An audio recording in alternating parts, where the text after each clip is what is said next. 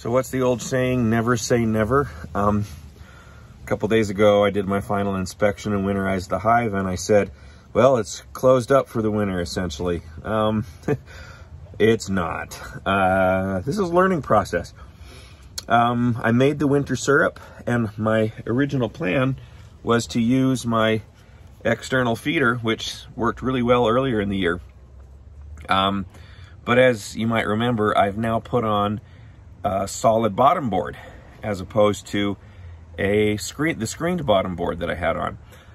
And they're built differently, different tolerances. So I need to show you the problem that I've run into and what's made it so that I can't use my external feeder. I'll just look here. So here's the hive, and down there you can see the entrance, that little slot right there. But the problem is my feeder doesn't fit in that slot. See, it's supposed to go all the way in there, and it doesn't. It just doesn't fit. So I've got to take stock and come up with a new plan. So what I'm going to do is I'm going to put in an internal feeder. I've had one, I've never used it, but I figured now's the time to do it. There are different types of internal feeders, and this is one that drops down into a deep hive body, and it's filled up. You pour in the syrup down in here, and if you look, it's got those little perforations, so the bees can climb down in there, lick up the syrup, but they can't get into this intersection, which is just full of the syrup. And so I've got my heavy winter syrup there. I'm gonna pour it into here and then put this in place of one of those frames of honey that I actually harvested out of the deep hive body.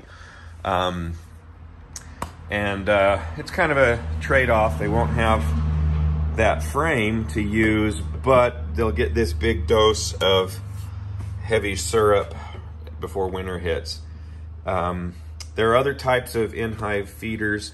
There are feeders that sit on top of the inner cover, but under the outer cover, and I kind of like those better. I've never used them, but they look like they'd be easier to work with than this. But this came with my starter kit, and it doesn't cost me any extra money to use. I don't have to buy a new feeder system, so I'm going to use this to get them their final dose of pre-winter sugar.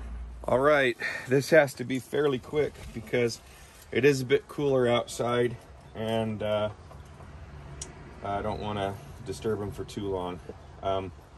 But as usual, I'm going to smoke just to let them know that I'm coming in. We're going to open it up quickly. I won't have to take off this because the insulation, because I'm just going to put this in the top hive body. But once it's open, I got to move fairly quickly here. So I'm not really going to be doing a lot of talking.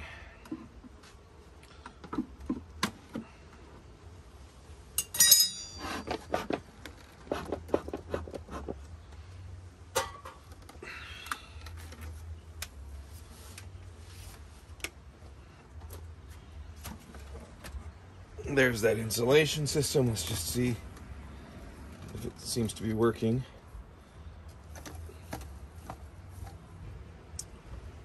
It does seem to keep them down in the hive. There's a earwig. Where'd you go, earwiggy?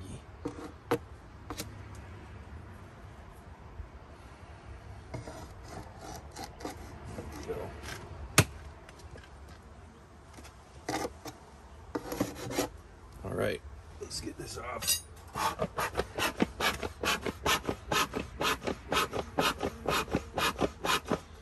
Gotta get some smoke going here.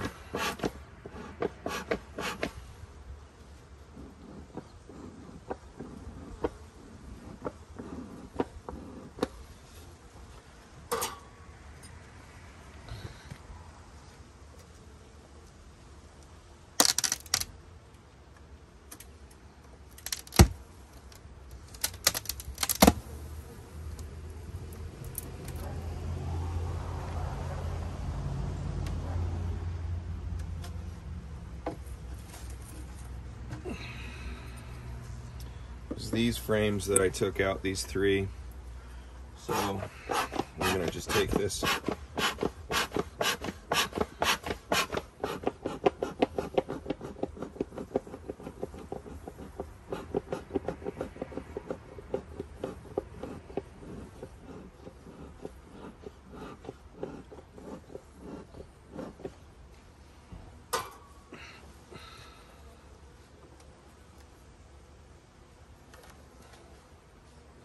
And we'll see what they've been able to accomplish as far as repairing that honeycomb in the last week. Wow, isn't that amazing? A week and they've got it clean. There's no sticky honey left over, and they've already fixed all the damaged cells. That's just amazing. Here we go. Just gonna shake them off. Actually, I guess I should be careful because there's the possibility that the queen's up here now because there's no queen excluder. So I need to look for her quickly.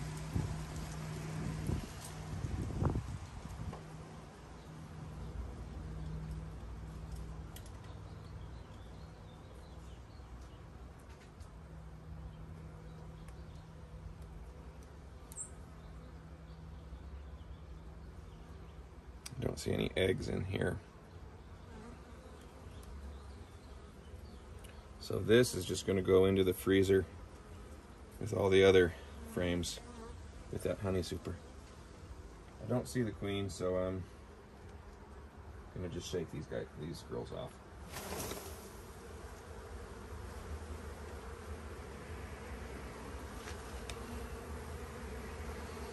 There we go.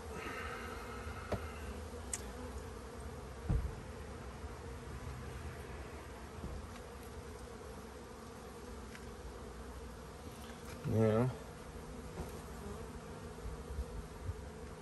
I gotta be careful, they're all over the ground now, right where my feet want to be. Okay, so now I'm gonna kind of push, because this feeder is a bit thick. I gotta make sure I've got enough room for it. So I think, oh boy, they have successfully really stuck that together.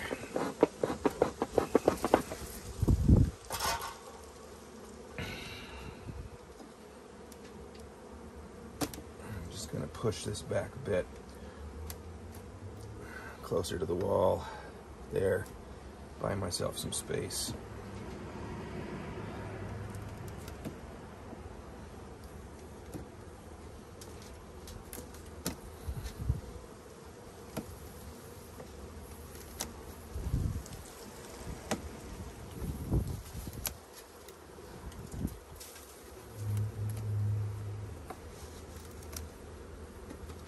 That one did not want to move that way. So let's just break the glue here this way and push it back.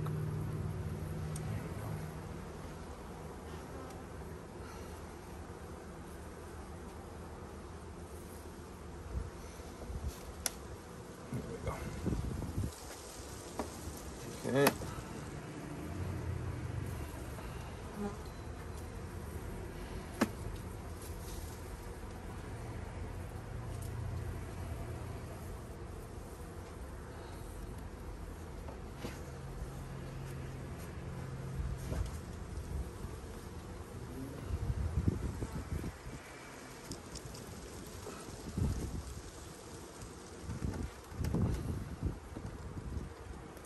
All right, so I have the feeder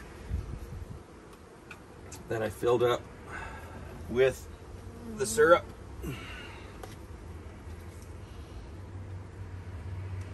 We'll drop this in here.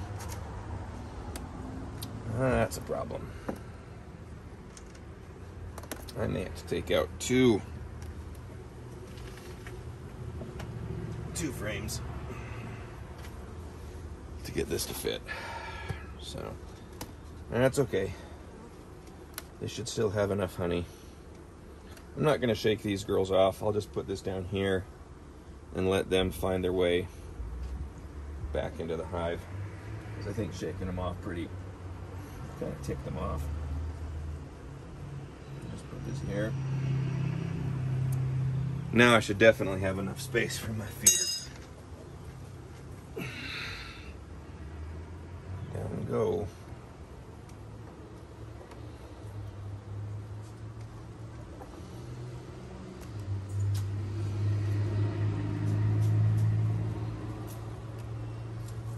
There we go. Feeder's in, time to close her up. So, see if I can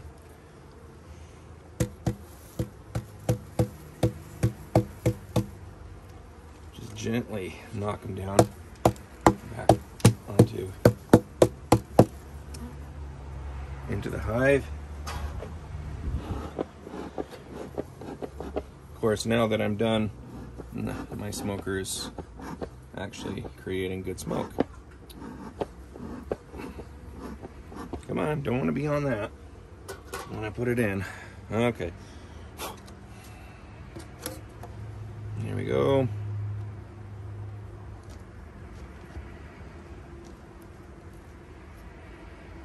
Inner cover back in place. Put my makeshift Vivaldi board. Vivaldi box back on.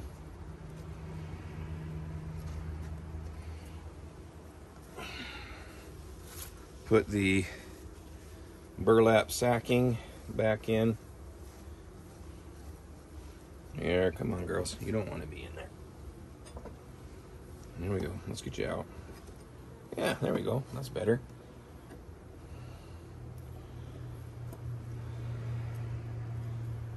There you go. Come on. There you go. Okay, put that in. And on with the outer cover. And I guess now I say that should be the last time I open up the hive this year. But as we've seen, never say never. Before I put these in the freezer with the Honey Super, I just got to show you. This is amazing to me. So a little over a week ago, I pulled these two frames out and used an uncapping knife. They were full of honey. I used the uncapping knife to cut off their cappings. I stuck these in the centrifugal extractor and spun out all the honey I could. And when we were done, a lot of the cells looked mangled. There was residual honey still in it. And I put these back in to the hive, and now I've taken them out again so I could put that feeder in. But just look at what they've done in less than a week.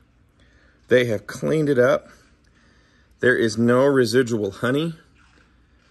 They've repaired most, if not all, of the damaged cells. And this frame is once again ready for service. I mean, and it's not just one frame. It's this frame as well. I mean, just look at that. That is amazing to me. That they are able to do all of that in the course of less than a week. Or of about a little over a week, I guess. But that's why we use these honey extraction methods, because it preserves all of this work. It lets them build on what they have done. It minimizes the damage. You don't have to destroy everything to get the honey out. And there's just something hypnotic and beautiful about that comb. So anyway, now they go in the freezer for the winter. The final resting place of those two frames for the year, right there with the Honey Super. And we'll pull those out come spring, throw them back in the hive, and hopefully everything will just get roaring real fast.